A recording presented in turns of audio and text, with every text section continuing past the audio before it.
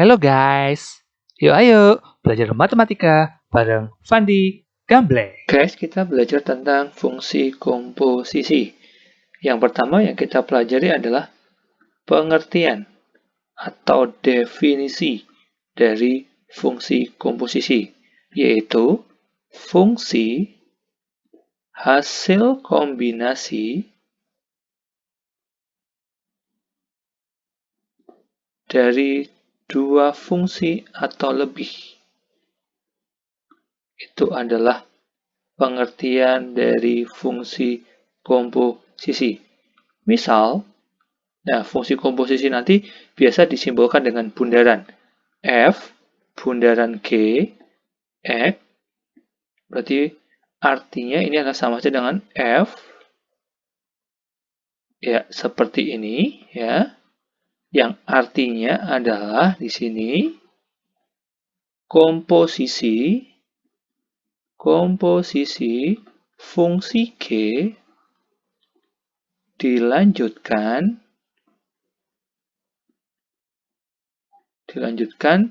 dengan fungsi F. Ya, ini adalah bahasa matematisnya. Bahasa gampangnya kalau F bundaran G itu adalah nanti variabel di fungsi F kita ganti dengan fungsi G. Ya, nanti lebih jelasnya kita dalam soal. Nah, yang kedua, kita pahami dulu sifat-sifatnya. Sifat yang pertama adalah fungsi komposisi itu tidak komutatif. Paham maksudnya? Artinya seperti ini, tidak komutatif itu. Ya, sifat komutatif biasa. F bundaran G itu tidak sama dengan G bundaran F. Dia tidak komutatif. Jadi, yang kedua, dia berlaku asosiatif. Asosiatif atau pengelompokan ya, kalau bahasa gampangnya. Jadi misalkan F bundaran G dulu seperti ini, baru dibundarin dengan H, itu hasilnya akan sama saja dengan F bundaran dari G bundaran H. Oke, seperti ini. Sifat yang ketiga yang nggak kalah pentingnya adalah F inverse bundaran G inverse itu sama saja dengan G bundaran F diinversekan. Ya, ini adalah dasar dari fungsi komposisi. Diketahui fungsi f(x) sama dengan x kuadrat ditambah 1 dan gx sama dengan 2x dikurang 1. Oke? Yang pertama, kalau misalkan yang ditanya adalah f bundaran g.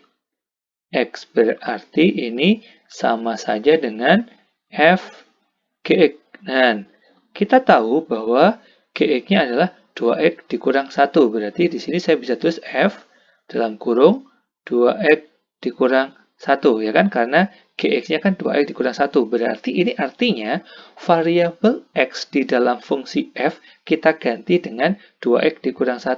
Berarti menjadi 2x dikurang 1. Ingat, ini dikuadratkan sesuai dengan fungsi fx-nya ditambah 1. Kita jabarkan 2x dikurang 1 dikuadratkan berarti menjadi 4x kuadrat dikurang 4x ditambah 1, ya kan? Ini penjabarannya, tapi ini ditambah 1 juga, berarti di sini ditambah 1. Berarti menjadi 4x kuadrat dikurang 4x ditambah 2. Ini adalah F bundaran G. Nah, sekarang yang kedua kita coba untuk mencari G bundaran F. X seperti ini, berarti ini sama saja dengan G Fx. Nah, kita tahu Fx-nya adalah x kuadrat ditambah 1, berarti G x kuadrat ditambah 1. Jadi sekarang variabel x-nya di fungsi G kita ganti dengan x kuadrat ditambah 1, berarti 2 dikali x-nya kita ganti dengan x kuadrat ditambah 1, ikutin soal, berarti ini dikurang 1. Berarti menjadi 2x kuadrat ditambah 2 dikurang 1. Sama dengan 2x kuadrat ditambah 1. Nah, itu adalah hasil dari G bundaran Fx. Jadi, dapat disimpulkan sesuai yang tadi bahwa F bundaran G itu tidak sama dengan G bundaran F. Artinya dia tidak komutatif. Jika Fx sama dengan 2x dikurang 3 dan Gx sama dengan 1/3x ditambah 1, maka tentukan F bundaran G diinverskan. Nah, berarti langkah pertama dari soal ini kita mesti mencari dulu F bundaran G-nya dulu ya. Atau saya tulis F Gx. D menjadi F, Gx-nya adalah 1/3x ditambah 1. Maka sekarang fungsi Fx-nya kita ganti menjadi 2 kali 1/3x ditambah 1 dikurang 3. Ini menjadi 2/3x ditambah 1 dikurang 3. Kita samakan penyebutnya menjadi 3x ditambah 1, ini tetap 2, dikurang 3 dalam kurung. 3x ditambah 1, penyebut dari 3 di sini kan 3/1, berarti dibagi 1 kan berarti 3x tambah 1 kali 3, berarti 3x ditambah 1, gitu kan. Di 2 dikurang 9x dikurang 3, ingat mengalihkan berarti kita juga harus mengalihkan tanda yang ada di depannya. Nah, ini menjadi negatif 9x dikurang 1/3x ditambah 1. Ini baru kita dapatkan F bundaran G-nya, yaitu negatif 9x dikurang 1/3x ditambah 1. Nah, kita akan cari inverse-nya. Karena kamu mau cari inverse-nya, berarti ini kita ubah ke dalam bentuk Y dulu, Manji. Y sama dengan negatif 9x dikurang 1/3x ditambah 1.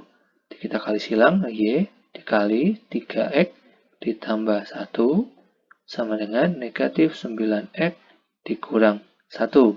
Ingat, kita akan mengubah ke dalam bentuk X sama dengan.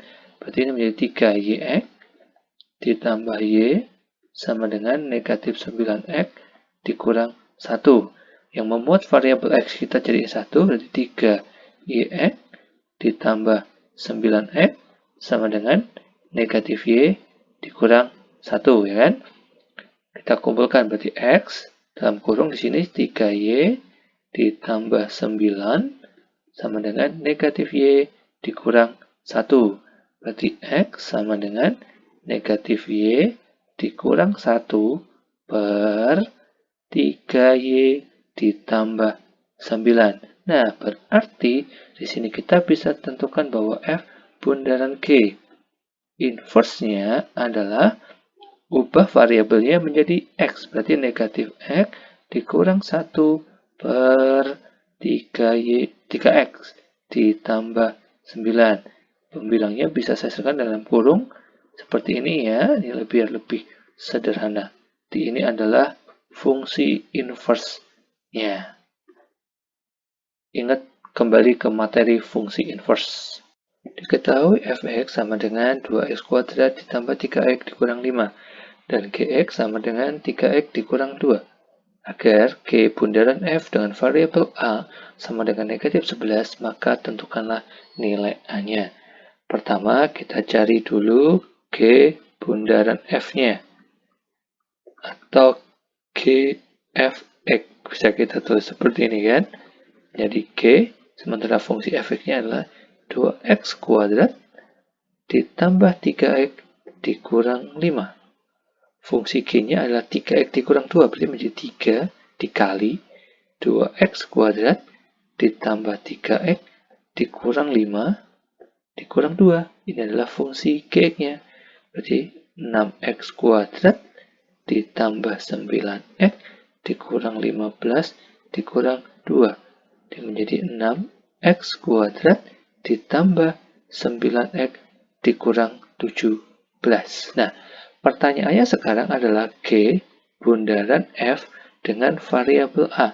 Berarti variabel X di dalam G bundaran F-nya kita ganti A. Berarti menjadi 6A kuadrat ditambah 9A dikurang 17. Dan kita tahu G bundaran FA ini nilainya adalah negatif 11. Berarti boleh dikatakan bahwa 6A kuadrat ditambah 9A dikurang 17 ini sama dengan negatif 11 dong ya. Berarti menjadi 6A kuadrat ditambah 9A dikurang 17 ditambah 11 sama dengan 0. 6A kuadrat ditambah 9A dikurang 6 sama dengan 0. Oke, saya bagi semuanya dengan 3.